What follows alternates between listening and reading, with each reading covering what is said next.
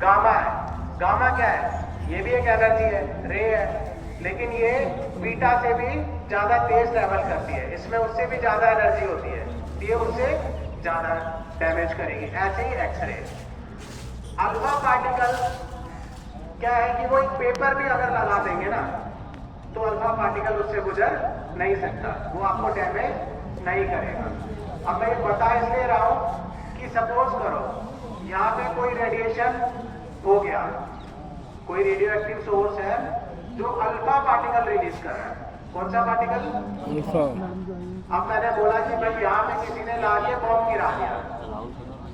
दो तरह के हैं, एक है RED, रेडियोलॉजिकल एक्सप्लोसिव डिवाइस, एक है RDD, रेडियोलॉजिकल डिस्पर्सल डिवाइस। एक है मैंने लाके कोई भी न्यूक्लियर मटेरियल लाके यहाँ फेंक दिया। अब ये बाल्टी है, इसमें मैंने लाके कोई न्यूक्लियर मटेरियल गिरा दिया। अब ये कंटिन्यूस यहाँ से रेडिएशन दे रहा है। अगर इससे बचने का तरीका क्या है?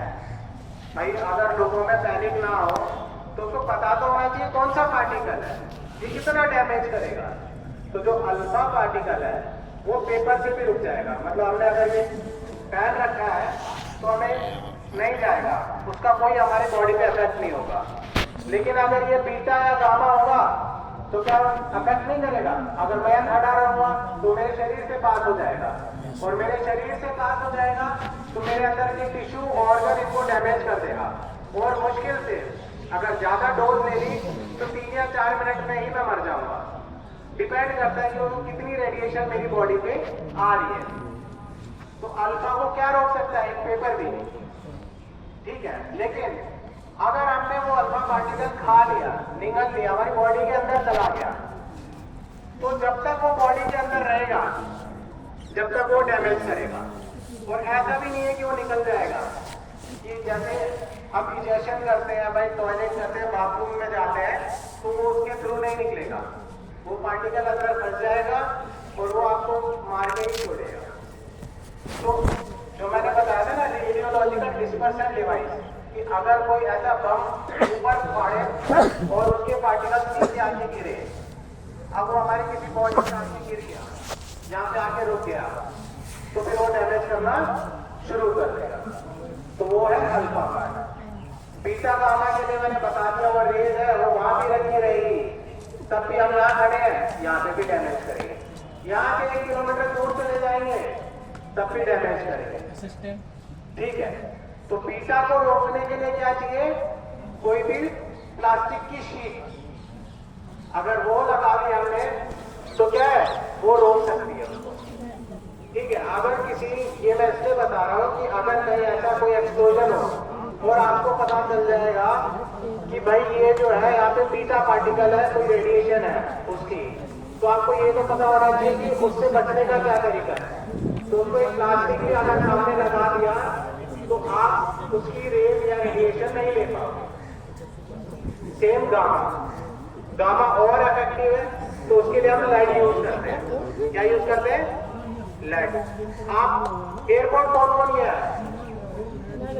सभी गए हैं। अब फ्लाइट में जाने से पहले आप एक एक्सपीरियंस मशीन के अंदर से बैग पास कराते हैं, देखा होगा, और उसके बगल में पर्दे से लटके रहते हैं, वो अंदर बैग अंदर जाता है और बाहर वो पर्दे से लटके रहते हैं, देखा है ना।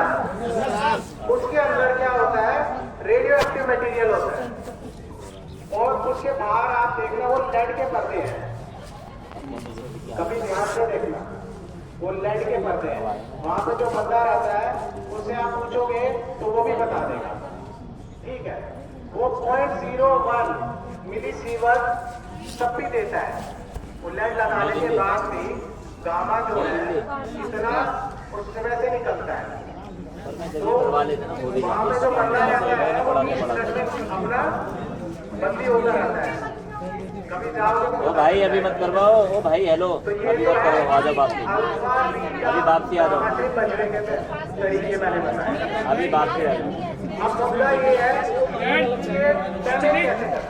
अब जैसे अगर कोई भी हमारी बॉडी के अंदर जाएगा, सबसे पहले हम बात करते हैं एब्जॉर्ब डोज की।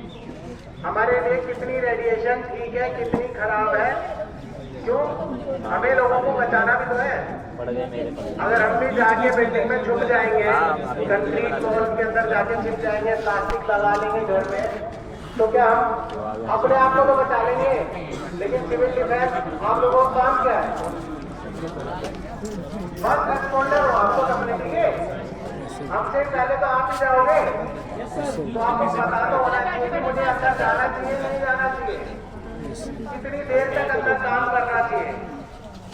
अब यहाँ पे कोई रेडियो एक्टिव मटीरियल है, ये रेडिएशन दे रहा है, नहीं कितनी रेडिएशन दे रहा है यहाँ पे थोड़ी पता है। अभी नहीं करवा दी तो क्या हम जा सकते हैं? वो तो कंफर्म मरेगा, हम भी अपने आप की लाइफ रिस्क कर रहे हैं। तो हमें पता होना चाहिए कितनी रेडिएशन हमें लेनी है, कितनी नहीं लेनी है। 0.01 माइक्रोसीवर्ट, 0.01 माइक्रोसीवर्ट एक नॉर्मल रेडिएशन है जो हम लोग ले सकते हैं। डैमेज कब करना शुरू करेगा? जैसे 0.01 से 10 माइक्रोसीवर्ट पे, ये आप लोगों के लिए। बाकी जो फोर्स है जहाँ हम लोग जाते हैं, हम 20 माइक्रोसीवर्ट तक ले सकते हैं। लेकिन क्या है, जहाँ पे कोई रेडिएशन मटीरियल है, मैंने जाके रेडिएशन नहीं, मैंने जाना है, तुरंत दौड़ के जाना है, उनको उठा के बाहर ले आना है।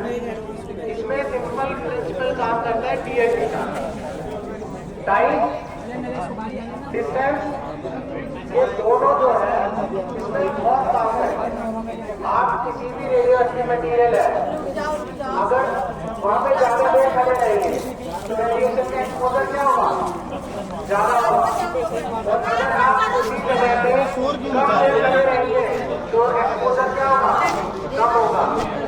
ये पीछे लास्ट में सारी अटेंडेंस बहुत ही सारी अटेंडेंस ले लो अभी मत दो मैडम। छोड़ो। भाई अभी मत करो, बात कर लेना क्यों क्लास आप अभी क्लास में पढ़ रहा आपको ये देखना है कि मुझे सबसे पहले टाइम, कि मुझे उसका ये नहीं दे रहा था, समझ गए ना, इसलिए नहीं पकड़ा रहा था। उसके बाद अरे ये रीजन था, समझ गए ना। जितना आप कोर्स से दूर रहेंगे उतना क्या है आपको बहुत कम मिलेगा।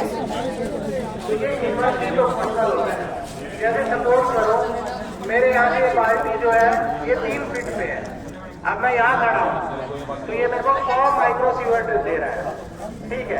अब मैं यहाँ से अगर 6 फीट पे खड़ा हो जाऊंगा तो ये 25 माइक्रोसीवर्ट देगा, मतलब 1/4। अगर डिस्टेंस डबल कर दोगे तो डोज क्या हो जाएगी?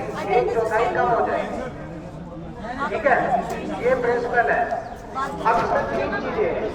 अब मैंने कुछ रेडिएशन ली, उसको बोलते हैं एब्जॉर्ब डोज, मतलब यहाँ पे कोई सोर्स है, उस सोर्स से मैंने कोई रेडिएशन ली, वो हो गई, मैं एक्सपोज हो गया ना उससे, उसकी रेडिएशन मेरे पे आई है, तो वो क्या है? Absorb dose.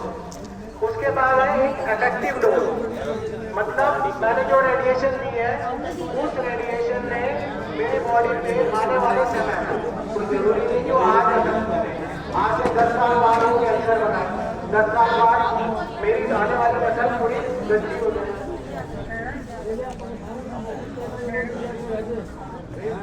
ठीक है। तो ये क्या है? Effective dose. और लास्ट में क्या है आपकी इक्विवेलेंट डोज, इफेक्टिव डोज।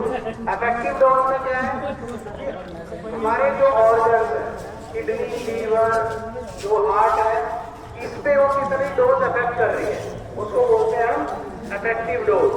तो ये जो है कुछ तरह की डोज है जो हम लेते हैं। अब इनको पता लगाने के लिए हमारे पास कुछ इक्विपमेंट इसलिए है, वो हमारा एक उस्ताद बताएगा।